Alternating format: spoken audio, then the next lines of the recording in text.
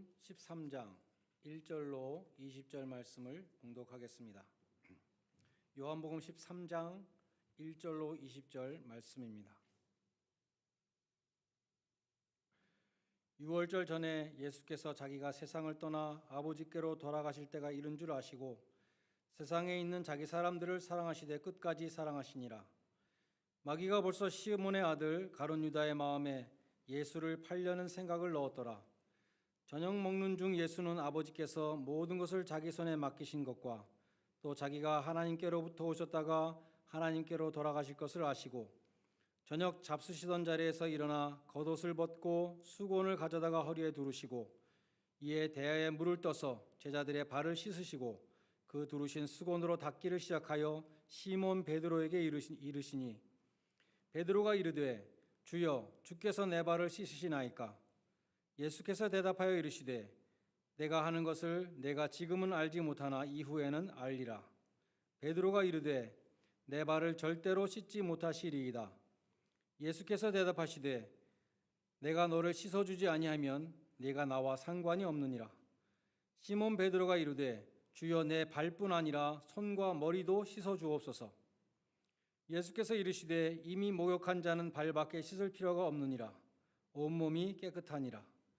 너희가 깨끗하나 다는 아니니라 하시니 이는 자기를 팔 자가 누구인지 아심이라. 그러므로 다는 깨끗하지 아니하다 하시니라. 그들의 발을 씻으신 후에 옷을 입으시고 다시 앉아 그들에게 이르시되 내가 너희에게 행한 것을 너희가 아느냐? 너희가 나를 선생이라 또는 주라 하니 너희 말이 옳도다. 내가 그러하다. 내가 주와 또는 선생이 되어 너희 발을 씻었으니 너희도 서로 발을 씻어주는 것이 옳으니라. 내가 너희에게 행한 것 같이 너희도 행하게 하려 하여 본을 보였노라. 내가 진실로 진실로 너희에게 이르노니 종이 주인보다 크지 못하고 보냄을 받은 자가 보낸 자보다 크지 못하나니 너희가 이것을 알고 행하면 복이 있으리라. 내가 너희 모두를 가리켜 말하는 것이 아니니라. 나는 내가 택한 자들이 누구인지 알미라. 그러나 내 떡을 먹는 자가 내게 발꿈치를 들었다 한 성경을 응하게 하려는 것이니라. 지금부터 일이 일어나기 전에 미리 너희에게 일러두면 일이 일어날 때에 내가 그인 줄 너희가 믿게 하려 함이로라. 내가 진실로 진실로 너희에게 이르노니 내가 보낸 자를 영접하는 자는 나를 영접하는 것이요 나를 영접하는 자는 나를 보내신 이를 영접하는 것이니라. 아멘.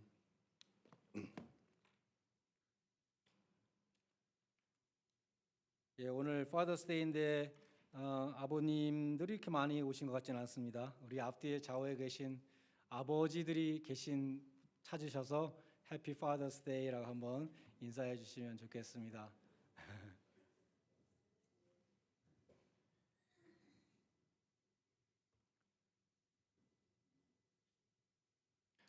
오늘 본문은 예수님이 제자들의 발을 씻어주신 기사입니다. 14절과 15절에 보면 주님께서 말씀하시기를 내가 이렇게 본을 보인 것처럼 너희도 서로 발을 씻으라 이렇게 말씀하셨기 때문에 오늘날도 교회에서 대야에 물을 떠놓고 세족식을 행하기도 합니다. 그러나 서로의 발을 씻기라는 이 명령에는 그런 문자적인 뜻보다 더 깊은 의미와 가르침이 있다고 생각됩니다. 스펄전 목사님은 이렇게 적용하셨습니다. 병상에 누워있는 가련한 영혼을 알고 있습니까? 그 불쌍한 사람을 찾아가십시오. 그 사람의 누추한 거처에 위로를 전하십시오. 화가 나서 성질을 부리고 있는 사람에게는 친절한 말이 필요합니다. 그런 인간과는 상종하지 않겠다는 사람도 있습니다. 그러나 당신은 하십시오. 그에게로 가서 그의 발을 씻어주십시오. 당신은 타락한 사람을 알고 있습니까? 그런 인간과는 상종하지 않겠다고 말하는 사람도 있습니다. 그러나 친구요, 당신은 영적으로 성숙한 사람입니다. 겸손한 마음으로 그런 사람을 찾아가서 회복시켜 주십시오. 그의 발을 씻어 주십시오.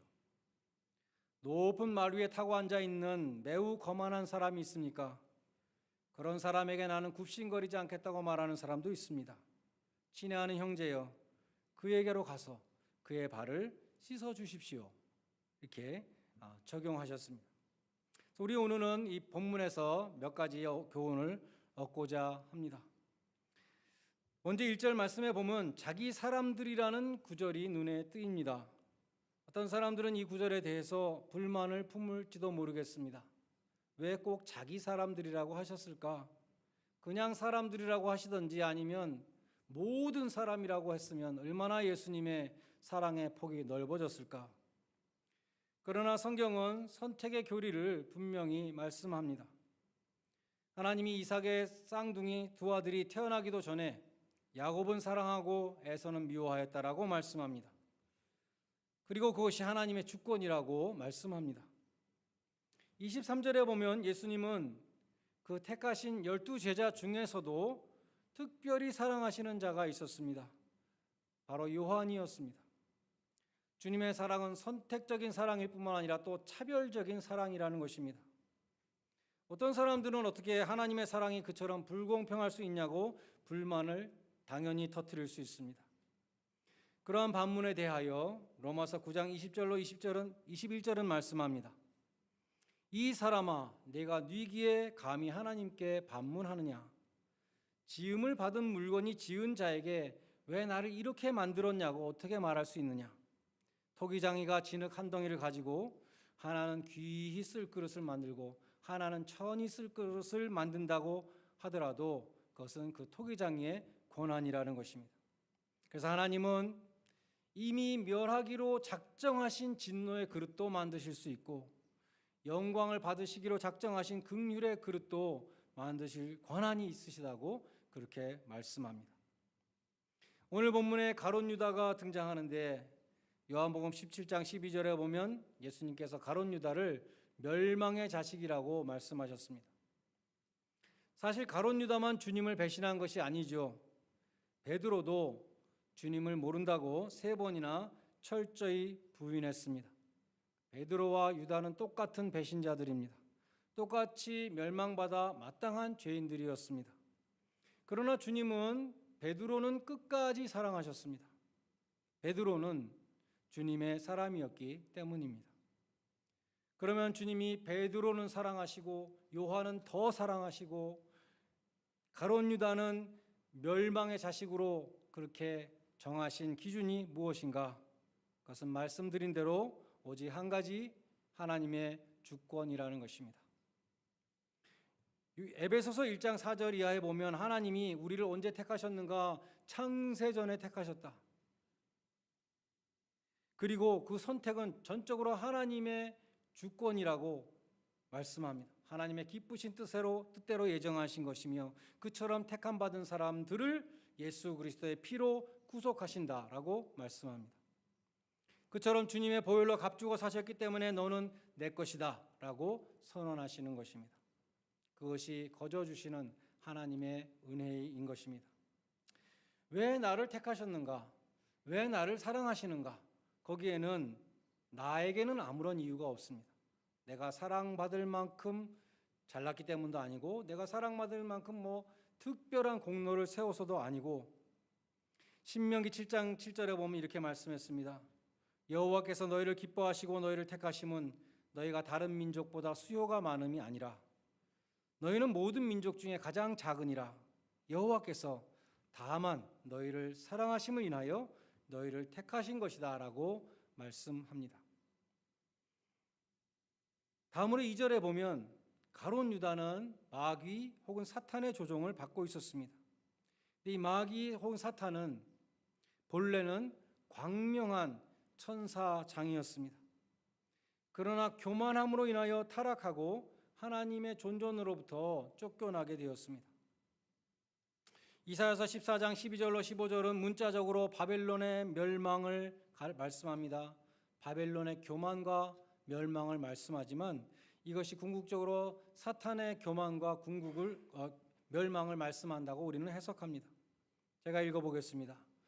너 아침의 아들 계명성이여 어찌 그리 하늘에서 떨어졌으며 너 열국을 엎은 자여 어찌 그리 땅에 찍혔는고 내가 내 마음에 이르기를 내가 하늘에 올라 하나님의 뭇별 위에 나의 보좌를 높이리라 내가 북극 지폐의 산 위에 좌정하리라 내가 높은 구름 위에 올라 지극히 높은 자와 비기리라 하도다. 마귀의 특성, 이 교만을 보여주고 있습니다. 근데 누가복음 22장 24절에 보면 주님이 제자들과 최후의 만찬을 하시는 가운데 지금 제자들의 발도 씻겨 주셨죠. 근데 그 자리에서 제자들이 누가 높으냐를 가지고 다투었다라고 기록되어 있습니다.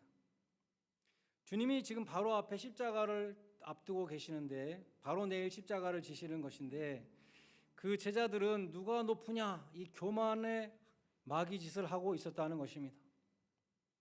주님께서는 그러한 상황 가운데서 종의 모습으로 제자들의 발을 씻기시는 겸손의 본을 보이신 것입니다. 교만한 사탄의 길과 대조되는 겸손과 섬김의 길을 보이신 것입니다. 주님의 겸손을 말씀하는 귀한 말씀이 빌립보서 2장에 나옵니다. 그는 근본 하나님의 본체시나 하나님과 동등됨을 취할 것으로 여기지 아니하시고 오히려 자기를 비워 종의 형체를 가져 사람들과 같이 되셨고 자기를 낮추시고 죽기까지 복종하셨으니 곧 십자가에 죽으심이라. 오늘 이 예수님의 모습을 빌립보서에 비추어서 본다면 겉옷을 벗으셨다는 것은 영광을 버리시고 자기를 비우셨다는 말씀에 해당합니다. 수건을 가져다가 허리에 동이셨다는 것은 종의 형체를 가지신 것에 가리킨다고 볼 수 있습니다. 제자들의 발을 씻으셨다는 것은 십자가의 죽으심으로 죄를 씻어주신 그 속죄의 사역을 보여줍니다. 누가 높으냐를 따지고 있는 그 분쟁의 현장 속에서 주님은 근본 하나님과 본체이시나 자기를 비워 종의 형체를 취하시고 십자가에 죽기까지 복종하신 그 겸손과 섬김의 본을 보이신 것입니다. 사사기에 기드온이라고 하는 유명한 사사가 나오죠. 불과 300명의 용사로 미디안의 대군을 물리치는 놀라운 전과를 올렸습니다. 사람들이 그에게 왕이 되어줄 것을 요청했습니다. 기드온은 그 요청을 거절하면서 이렇게 대답했습니다. 나는 너희를 다스리지 않을 것이다. 내 아들도 너희들을 다스리지 않을 것이다. 오직 여호와께서 너희를 다스리실 것이다. 이렇게 말했습니다. 사람들이 자신을 왕으로 추대하는데 왜 기드온은 그처럼 거절했습니까? 자기가 거둔 그 큰 승리가 하나님이 주신 승리다. 그것을 잘 알고 있었기 때문입니다. 내가 한 것이 아니라 하나님이 하신 것이기 때문에 하나님께 영광이 돌아가야 되고 하나님이 다스려야 된다라고 그렇게 가르친 것입니다. 근데 사사기 9장에 보면 기드온이 죽은 다음에 기드온의 아들들 가운데 서자가 있었는데 아비멜렉이라는 자가 자기 형제 70명을 한 자리에서 다 죽이고 스스로 왕이 되었습니다. 그 살육의 현장에서 가까스로 목숨을 건진 사람이 있었는데 기드온의 말째 아들이었던 요담이었습니다. 요담이 그리심 산에 올라가서 아비멜렉을 향해서 큰 소리로 가시나무의 비유를 말했습니다. 그 내용이 이렇습니다. 하루는 나무들이 모여서 왕을 뽑기로 결정했습니다. 나무들이 감람나무한테 가서 올리브 나무한테 가서 너는 우리의 왕이 되어달라고 부탁을 했습니다. 그러자 이 감람나무는 나는 나의 기름으로 하나님과 사람을 영화롭게 하는데 내가 어찌 그것을 버리고 가서 나무들 위에 우쭐대겠는가라고 대답했습니다. 두 번째로 나무들이 그럼 무화과 나무에게 가서 또 왕이 되어달라고 부탁했습니다. 무화과 나무가 대답합니다. 나는 나의 단 것과 나의 아름다운 열매를 가지고 사람과 하나님을 영화롭게 하는데 내가 어찌 그것을 버리고 가서 다른 나무들 위해서 요동하겠는가 우쭐대겠는가 라고 말했습니다. 세 번째로 포도나무에게 가서 우리의 왕이 되어달라고 또 부탁을 했습니다. 그러자 포도나무는 하나님과 사람을 기쁘게 하는 내 포도주를 내가 어찌 버리고 가서 나무들 위에 우쭐대리오 라고 대답합니다. 그래서 나무들이 마지막으로 가시나무를 찾아갔다는 것입니다. 우리의 왕이 되어달라고 부탁하니까 가시나무는 흔쾌히 허락했습니다. 좋다. 내가 이제부터 너희들의 왕이 되겠다. 다 내 그늘 아래 와서 피하라. 내 지배를 받아라. 내 앞에 와서 고개를 숙이고 무릎을 꿇어라. 만약 내 말을 듣지 아니하면 너희들을 다 불에 태워버리겠다. 이렇게 말했다는 것이죠. 이 비유의 교훈이 무엇입니까? 사람의 인생에는 두 가지 인생이 있다는 것입니다. 섬김을 추구하는 삶이 있고 지배를 추구하는 삶이 있다는 것입니다. 감람나무와 무화과나무와 포도나무는 자기의 열매를 가지고 하나님을 영화롭게 하고 사람들을 섬기는 그러한 삶을 살고자 했던 인생이었습니다. 그렇게 자기에게 주신 것을 가지고 하나님과 이웃을 기쁘게 하려고 하는 삶에는 남을 지배하고자 하는 욕망이 전혀 없습니다. 그런 사람은 섬기는 일에서 가치와 보람을 느낍니다. 각자 자기에게 주신 은사를 따라서 감람나무는 기름으로 하나님과 사람을 영화롭게 하고, 무화과나무는 단 것과 아름다운 열매를 통해서 사람을 기쁘게 하며, 포도나무에게는 포도주를 만드는 그러한 사명이 있었다는 것입니다. 반면에 가시나무는 스스로 왕이 되고자 하는 사람입니다. 다른 사람에게 도움을 주는 것이 아니라 단지 남들 위해서 우쭐대는 지배욕에 사로잡힌 존재를 가리킵니다. 가시나무가 남들에게 줄 수 있는 것은 찌르는 가시밖에 없습니다. 그 두 가지 삶 가운데 어떠한 삶이 행복한 삶일까요? 섬기는 사람입니까? 아니면 지배욕에 사로잡힌 사람입니까? 오늘 보면 17절에서 주님은 진짜 행복해지는 비결을 말씀해 주셨습니다. 너희가 이것을 알고 행하면 복이 있으리라. 주님께서 제자들의 그 발을 씻겨주신 그 뜻을 깨닫고 똑같이 행하는 자가 있다면 그 자가 진정으로 행복한 자이다라고 말씀하신 것입니다. 높아지고자 하는 이 가시나무에게는 언제든지 행복이 없습니다. 하나님이 주신 것을 가지고 이웃을 섬기는 감람나무와 무화과나무와 포도나무에게는 진정한 행복이 있다는 것입니다. 오늘 본문에 난해 구절이 하나 나오는데 10절 말씀입니다. 이미 목욕한 자는 발밖에 씻을 필요가 없느니라. 예수님은 베드로에게 너는 이미 목욕했으니까 발만 씻으면 돼 이렇게 말씀한 것이죠. 예수님의 말씀의 뜻은 너는 이미 죄를 깨끗이 씻음 받은 의인이라는 것입니다. 베드로는 믿음으로 구원받은 사람입니다. 죄를 용서받았고 죄의 형벌로부터 해방되었습니다. 사망에서 생명으로 옮겼습니다. 그러나 이 더러운 세상을 계속 살고 있기 때문에 날마다 죄로부터 오염이 되는 그 더러움을 씻을 필요가 있다고 말씀하신 것입니다. 제임스 보이스 목사님은 이렇게 설명했습니다. 당시 사람들은 친구 집에 저녁 초대를 받고 가기 전에 전신 목욕을 했습니다. 하지만 샌들을 신고 흙길을 가다 보면 발이 더러워졌습니다. 그래서 친구 집에 도착했을 때 발을 씻어야 됐습니다. 그러나 몸을 씻을 필요는 없었습니다. 마찬가지로 그리스도인들은 온전히 의롭다함을 받은 사람들입니다. 그러나 성부 하나님과 성자 예수님과의 그 교제가 끊어지지 않기 위해서는 끊임없이 죄의 오염을 씻어내야 하는 것입니다. 거듭난 사람들도 깨끗게 되기 위하여 그리스도에게로 와야 합니다. 이렇게 잘 설명해 주었습니다. 마지막으로 1절에 보면 주님께서 세상에 있는 사람들을 사랑하셨다. 끝까지 사랑하셨다. 근데 자기 사람들이 세상에 있다라고 말씀하셨습니다. 우리가 사는 이 세상은 가시덤불과 엉겅퀴를 내는 땅입니다. 녹록하지 않다는 것이죠. 경제 불황도 있고 레이오프도 있습니다. 환난과 곤고와 핍박과 기근과 위험이 있는 곳입니다. 특별히 요한이 세상이라고 말할 때는 마귀가 지배하는 죄악된 세상을 가리킵니다. 이 세상은 수고와 슬픔이 가득한 곳이다. 모세는 그렇게 말했습니다. 고통과 한숨과 눈물이 있는 땅입니다. 주님은 그러한 세상에 있는 자기 사람들을 사랑하시되 끝까지 사랑하신다라고 말씀합니다. 여러분은 십자가를 바라볼 때마다 무슨 생각을 하십니까? 내가 이처럼 너희를 사랑했다. 내가 십자가에 달려 속죄의 피를 흘리고 너를 죽기까지 사랑했다. 그러한 음성이 들리지 않으십니까? 제자들의 발을 씻겨주신 주님은 나의 죄를 씻겨주신 주님이십니다. 주님을 3번이나 부인한 베드로를 찾아가셔서 네가 나를 사랑하느냐? 내 양을 치라라고 다시 당부하셨던 그 주님은 불충한 우리들도 여전히 옳게 여겨주시고 사명을 맡겨주시는 주님이십니다.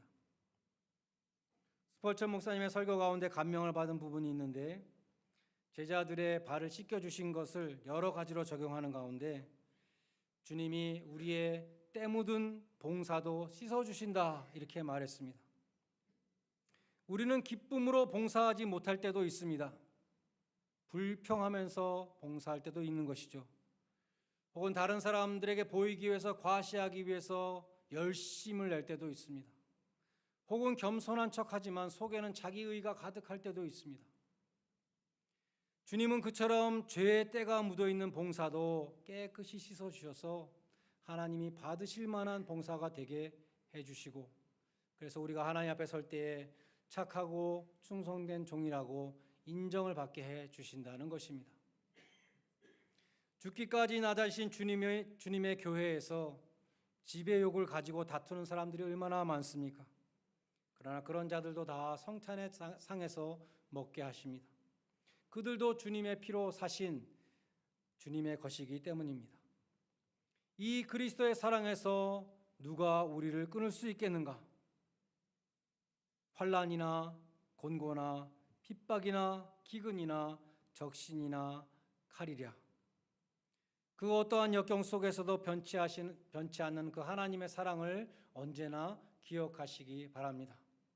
우리를 사랑하시는 그 분으로 말미암아 우리가 이 험한 세상을 넉넉히 이깁니다라고 하나님 앞에 고백할 수 있는 그러한 믿음의 종들이 다 되시기를 주님의 이름으로 간절히 축원드립니다. 기도하시겠습니다.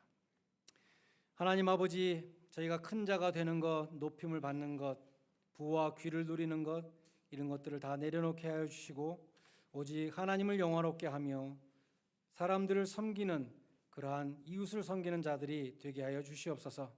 그리하여서 주님께서 이 세상에 오신 목적이 우리의 목적이 되게 하여 주시옵소서.